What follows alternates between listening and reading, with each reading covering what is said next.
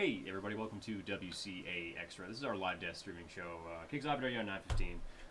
Today we're talking to Sophia Thomas about the Shadow Creek Dam. People in Glover a little concerned as far as what's next with this dam. So run me through kind of what's happened now, especially with some funding to fix it up. Definitely. Yeah. So they started seeing some issues last year when that summer flooding hit. Since then, they had a sinkhole that was kind of growing. Flooding hit again this year. Yeah. And it grew even bigger. They were seeing water running through, and it started leading to some concerns about, the structural integrity of this dam as a whole. So they were able to lower Shadow Lake by 2 feet, and they filled in the sinkhole. So some of those kind of, temporary fixes, but they need an analysis of the dam, right, to really know what they need to fix up. And they applied for funding from FEMA. They didn't get it. Yeah. So this kind of led them to the question of, who is kind of first in line as far as dams go in Vermont to get that funding, and it's not them. And that kind of leads to my next point as far as those levels of, where the critical, where that really the big need is versus where something like Shadow Lake is. So kind of describe to me what those levels are and kind of where they fall specifically. Yeah. So at the top is high-risk dams. Yep. And what that means is if there is a dam breakage, it's likely to kill people who live in the area.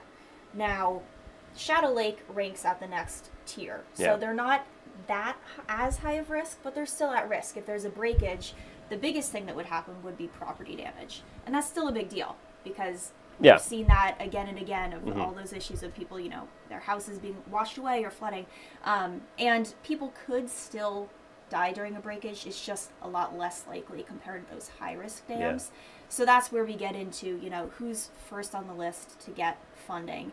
And if you're a dam like Shadow Lakes, you're probably not up there because, you're not as high risk, but there's still a risk. Absolutely. And I guess where my last point is, where does that leave them? I mean, where do they want to make these repairs, but where are they going to get this money, especially in a place like that? Yeah, so right now they're kind of just at a standstill. They're hoping they can get their hands on some funds, but if that doesn't happen, it really does come down to asking the local community to shell out. This was $85,000 just for that initial analysis. It's a huge chunk of money, right? And it's expecting or hoping that people are going to be willing to invest that much in their community, and that's kind of where they're at, and that's where a lot of communities will end up if they don't get funding. The town told me they have confidence that their community will want to invest. But who knows what will happen there, and I don't think the same can be said about every community, that everyone can or is willing to be able to pay up to make that happen. No, exactly. And of course we hope for some good news there as the dam, stays in good structural shape and stuff like that. But and it's okay for now. People aren't at a risk, but if we keep seeing flooding down the road, something needs to happen eventually. No, absolutely.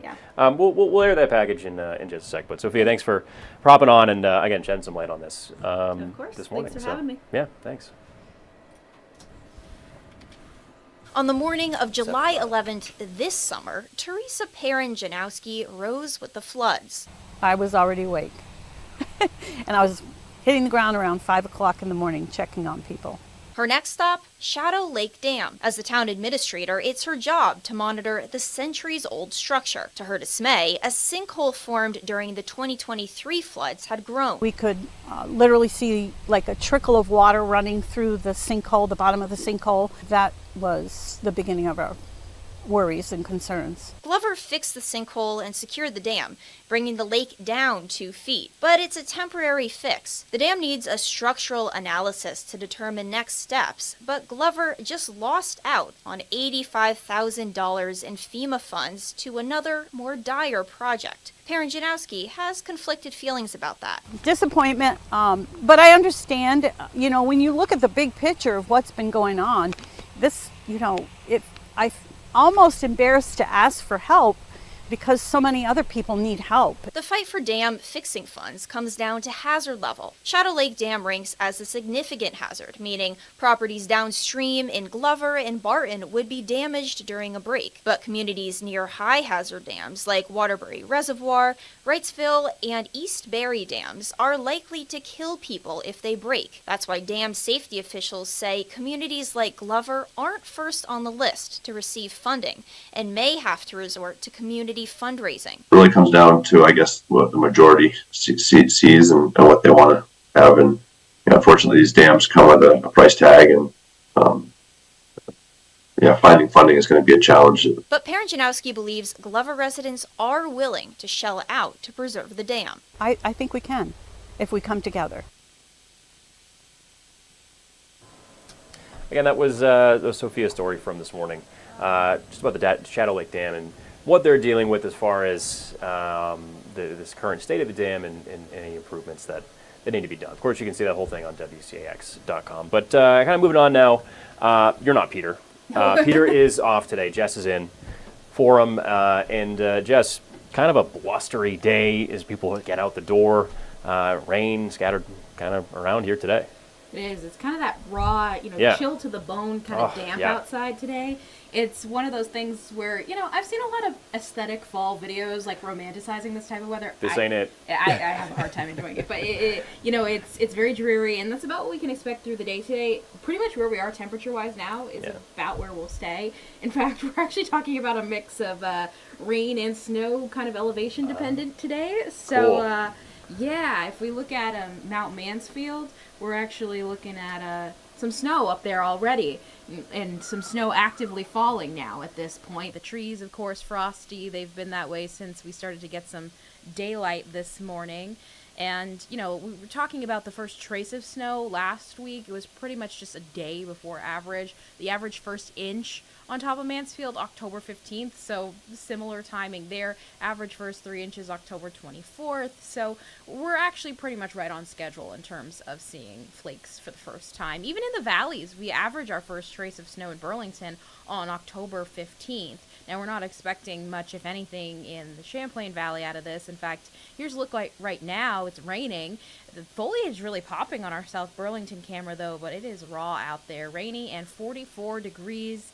Wind out of the north right now at 7 miles per hour. So, again, it's just that raw chill. And this is the latest look at satellite and radar. If you look there at the Adirondacks, those purple blue type colors there, that is picking up on some snow. Saranac Lake, the Adirondack airport there, actually recently started reporting some snow, had been reporting some light rain for most of the morning. Again, still seeing some steady rain in the Champlain Valley. Some of the lighter showers and drizzle across areas east of the Green Mountains not really being picked up well by radar, but there definitely are still some showers out there, some mist. You can see that on visibility. There definitely is kind of that misty, drizzly type weather across most of the area that's not seeing steady rain right now. So today is the most widespread rain of the week, but this raw, kind of chilly, mostly cloudy weather, that continues through Wednesday. But the good news, if you're hoping for some sunshine, is we actually have some much better weather starting Thursday onward into the weekend.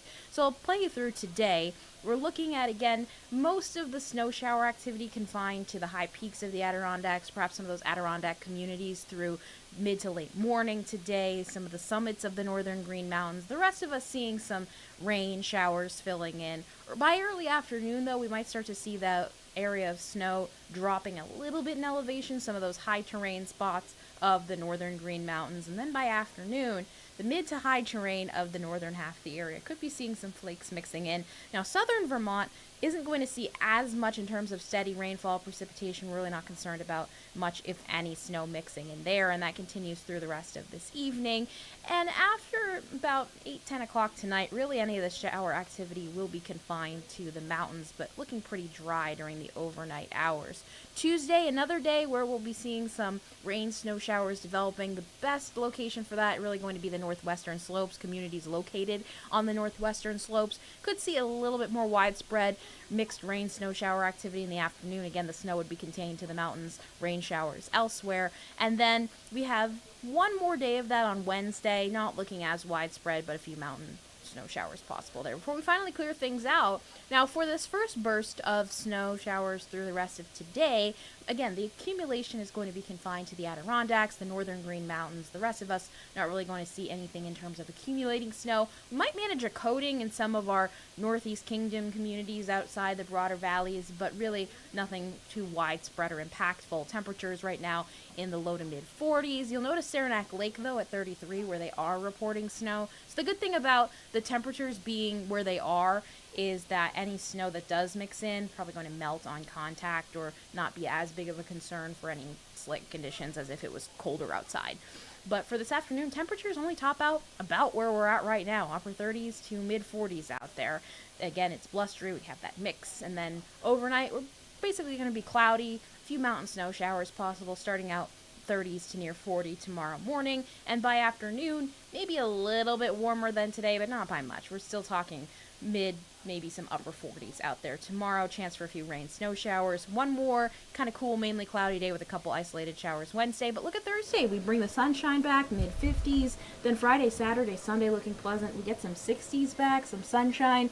So we kind of see a gradual improvement as the week goes on here. No. I'd say today's probably the worst day, and then each day gets progressively better until Saturday. From No, absolutely. And the thing is, it's not totally doom and gloom, but going back to your point, I think, fall is easily romanticized. We have the pumpkins, the apples, and some beautiful foliage, as we've seen the last weekend, but this kind of weather is often kind of left out of that, which is a little convenient. But definitely nothing too crazy. And I think the thing, to your point, is that we're getting some great weather end of the week, and we can look forward to that. Yeah, a little bit of, basically a little bit of everything that fall has to offer around here this week. So a little bit of something for everyone. Yeah, thank you, Jess. I think it does for us here on WCAX Extra. Of course, you can see Jess and I again on the Channel 3 News at noon, all of our content at WCAX.com, and of course our evening shows all throughout the day. With that in mind, I think we'll let you guys go, get on with your day, and of course, stay dry.